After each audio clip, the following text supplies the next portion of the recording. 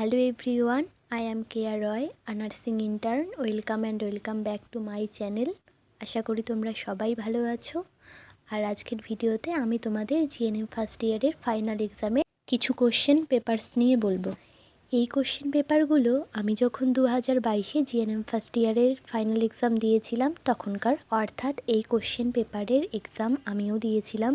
এখানে শুধুমাত্র সাবজেক্টিভ রয়েছে আর অবজেক্টিভের মধ্যে অ্যান্সার করে সাবমিট করতে হয়, তাই অবজেক্টিভটা নেই। আর এই কোশ্চেন পেপারে টোটাল 55 মার্কসের সাবজেক্টিভ রয়েছে। তোমরা জানো যে এক্সামের রিটেন এক্সামের ফুল মার্কস 75। এবার তার মধ্যে 55 মার্কস থাকে সাবজেক্টিভ কোশ্চেনে এবং 20 মার্কস থাকে অবজেক্টিভ কোশ্চেনে। এবং এক্সামের সময় প্রথম 30 মিনিটসের জন্য অবজেক্টিভস লিখতে দেয়। এবার সেই অবজেক্টিভস কোশ্চেনের মধ্যেই অ্যান্সার করে অবজেক্টিভ সাবমিট করতে হয়। তাই অবজেক্টিভ কোশ্চেনগুলো নেই আমি যে ইয়ারে এক্সাম দিয়েছিলাম, তবে সাবজেক্টিভ কোশ্চেনগুলো রয়েছে।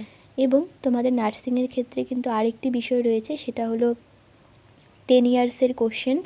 এবার 10 ইয়ার্স ধরে যতগুলো এক্সাম হবে সব কোশ্চেন্সই কিন্তু তোমরা পেয়ে যাবে, হয়তো তোমাদের ইনস্টিটিউটের সিনিয়রের কাছে। আমার কাছেও রয়েছে, কিন্তু পিডিএফগুলো আমি ডিলিট করে দিয়েছি, আর হার্ড কপি রয়েছে। আর সেগুলো ফার্স্ট ইয়ারের সমস্ত জিনিসই বলতে পারো যে আমি বাড়িতে পাঠিয়ে দিয়েছি। এবার বাড়ি গেলে তারপরেই আমি দিতে পারবো, তার আগে দিতে পারবো না। তাই কিছুদিন অপেক্ষা করতে হবে। এছাড়া তোমরা কিন্তু তোমাদের ইনস্টিটিউটের সিনিয়রদের কাছ থেকেও চেয়ে নিতে পারবে।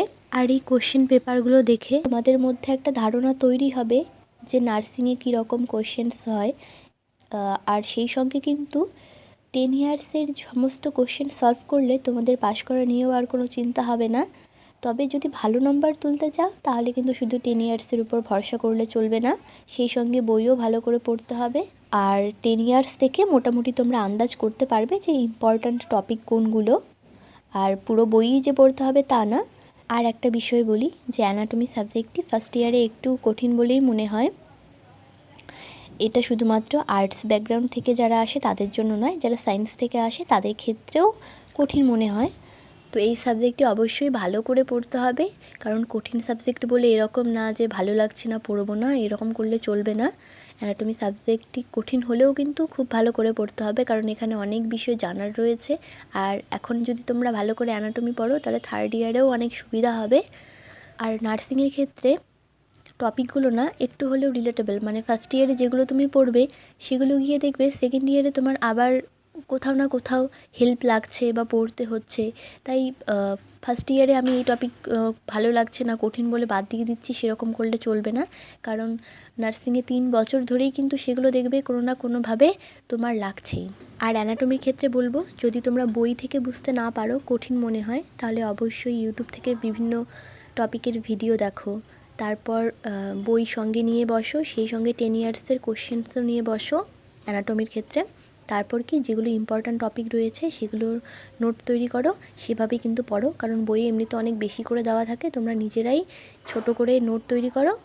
আর যদি 10 ইয়ার্সের কোশ্চেনের কথা বলো তাহলে 10 ইয়ার্সের কোশ্চেন কিন্তু রিপিট হয়, এমন না যে এর আগের বছর যে কোশ্চেন্সগুলো এসেছে সেগুলো এই বছর আসবে না, সেরকমটা কিন্তু নয়। এর আগের বছর এক্সামে যে প্রশ্নগুলি এসেছিল এই বছর কিন্তু সেই প্রশ্নগুলি থেকে 50%ও রিপিট হতে পারে। তাই যখন 10 ইয়ার্স সলভ করবে তখন লাস্ট ইয়ার এক্সামে যে প্রশ্নগুলো এসেছিল সেগুলোই সবার প্রথমে সলভ করবে। তো আজকের ভিডিও এই পর্যন্ত, দেখা হচ্ছে নেক্সট অন্য কোনো ভিডিওতে এক্সামের কোশ্চেন্স রিলেটেড এবং সেই সঙ্গে বিভিন্ন টপিক রিলেটেড ভিডিও আমি নিয়ে আসব, তবে কিছুদিন অপেক্ষা করতে হবে। আর নার্সিং ট্রেনিং রিলেটেড এবং এএনএম জিএনএম এন্ট্রান্স রিলেটেড কোনো কোয়ারি থাকলে অবশ্যই কমেন্ট করে জানাবে। ভিডিওটি ভালো লাগলে লাইক করবে, শেয়ার করবে, চ্যানেলে নতুন হয়ে থাকলে চ্যানেলটিকে সাবস্ক্রাইব করে রাখবে। ভিডিওটি শেষ পর্যন্ত দেখার জন্য অনেক ধন্যবাদ।